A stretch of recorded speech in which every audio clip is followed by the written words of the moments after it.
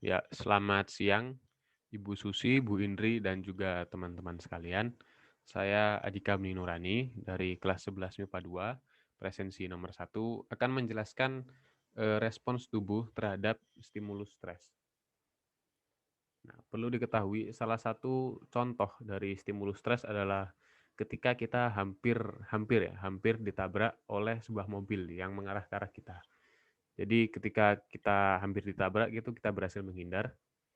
Nah, itu sebenarnya menghindar tersebut itu asalnya dari rangsangan ke otot dari hipotalamus. Ketika hipotalamus menerima informasi dari mata bahwa ada mobil yang mengarah ke kita.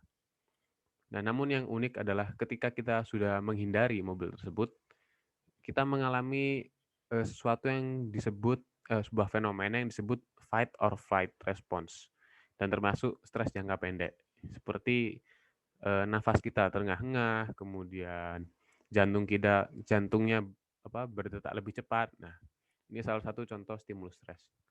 Pada awalnya, kejadian ini atau fenomena ini akan mengaktifkan hipotalamus. Jadi ada reseptor dari stimulus stres di hipotalamus.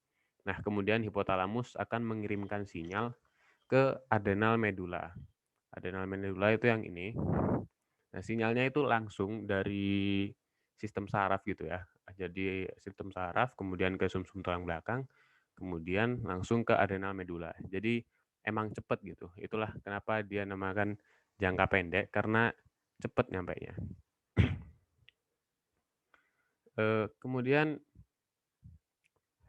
adrenal medula ini yang udah dapat sinyal tadi dari hipotalamus, dia akan menghasilkan hormon adrenal, yakni hormon epinerfin yang nyambung ke sirkulasi dalam darah. Jadi dia masuk ke sirkulasi dalam darah ini. Jadi efeknya itu masuk langsung ke seluruh tubuh gitu. Soalnya dia masuknya ke sistem peredaran darah. Nah, kemudian nantinya epinerfin yang ada di sistem peredaran darah ini akan menempel pada organ-organ tertentu gitu ya. Organ-organ seperti hati, kemudian ada jantung, paru-paru, sistem pencernaan, dan sebagainya. Nah, ketika ini masuk ke dalam hati, atau menempel lah istilahnya, menempel ke dalam hati, dia akan membuat hati tersebut mengubah glikogen menjadi glukosa. Karena glukosa adalah sumber energi. Jadi karena glikogen tadi diubah menjadi glukosa, maka energi yang ada tubuh kita itu banyak. Soalnya masuknya ke sistem peredaran darah tadi juga.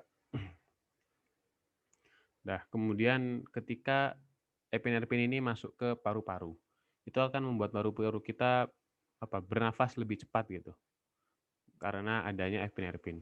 Kemudian ketika epinefrin masuk ke jantung, dia akan membuat jantung kita juga berdetak lebih cepat. Nah, efeknya memang berbeda-beda tergantung organ yang dia pengaruhi gitu. Epinefrin ini juga sebenarnya masuk ke sistem pencernaan. Dia akan memperlambat sistem pencernaan kita dengan mengurangi darah yang dialirkan ke sana. Jadi darah yang awalnya buat sistem peredaran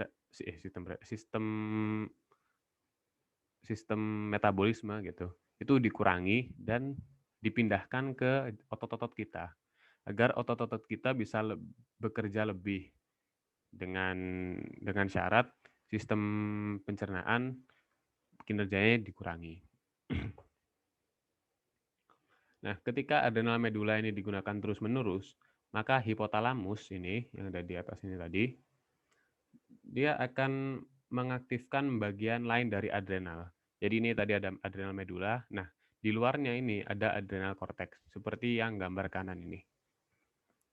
Nah, hal ini dilakukan karena tubuh tidak bisa terus-menerus menghasilkan epinefrin.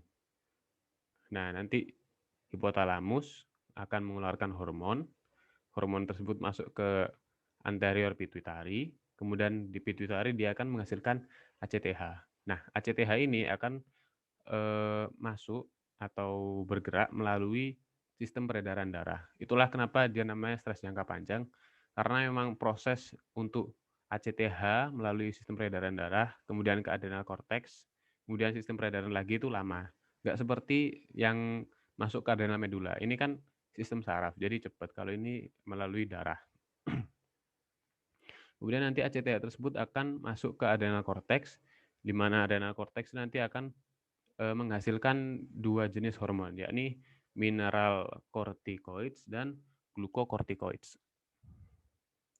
Sesuai dengan namanya, glucocorticoids itu memiliki hubungan dengan glukosa, jadi gula dalam tubuh.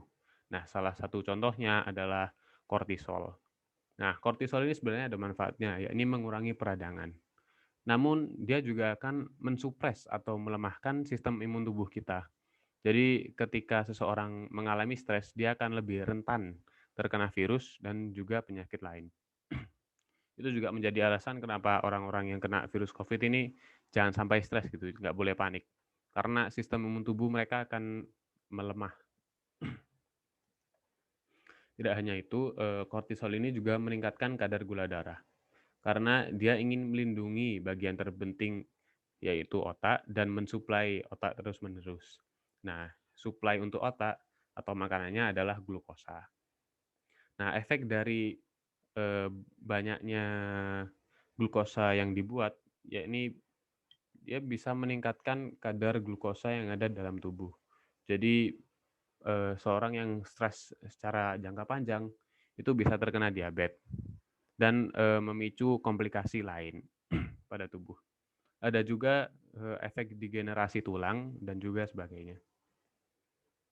Kemudian ada hormon mineralocorticoids. Nah, sesuai dengan namanya juga, hormon ini memengaruhi regulasi mineral.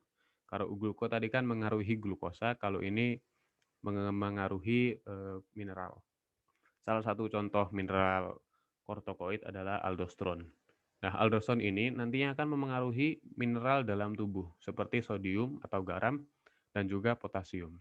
Yang dilakukan oleh aldosteron adalah meningkatkan reabsorpsi sodium atau garam, jadi masukkan garam itu ke dalam darah gitu istilahnya. Dan ketika kadar garam terlalu tinggi dalam darah, maka akan terjadi hipernatremia atau kadar garam tinggi dalam saluran darah. Biasanya orang yang menderita hipernatremia ini akan merasakan haus dan yang berkelanjutan. Nah, hipertemia yang berkelanjutan bisa menyebabkan semacam kebingungan, kemudian kejang-kejang, kemudian koma, kemudian bisa juga kematian. Itu jika tidak ditangani ya. Kemudian yang lain, aldosteron juga meningkatkan sekresi potasium. Jadi potasium dalam darah itu seakan-akan dikeluarkan gitu. Jadi kadar potasium dalam darah menurun. Dan biasanya orang yang kekurangan kadar potasium dalam darah itu menderita yang namanya hipokalemia. Ini biasanya ditandai dengan mudah lelah, kram, terus irama jantungnya nggak normal, dan sebagainya.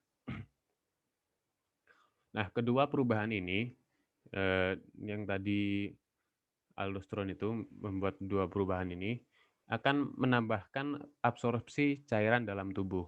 Nah, ketika cairan naik, maka kadar atau volume darah juga naik. Ketika volume darah tinggi, maka tekanan darah juga akan tinggi. Nah, ketika tekanan darah tinggi, maka jantung dan pembuluh darah bisa tegang. Dan nantinya juga akan menyebabkan komplikasi lain seperti serangan jantung, stroke, dan sebagainya yang ada hubungannya dengan tekanan darah tinggi. Kemudian yang menjadi pembeda utama antara stres jangka panjang dan jangka pendek adalah hormon yang dikeluarkan, bagian adrenal yang dipacu, dan cara sinyal sampai ke adrenal tersebut. Jadi stres jangka pendek, dia melalui sistem saraf, jadi jalannya cepat. Kemudian yang dikeluarkan adalah epinefrin dan norepinefrin.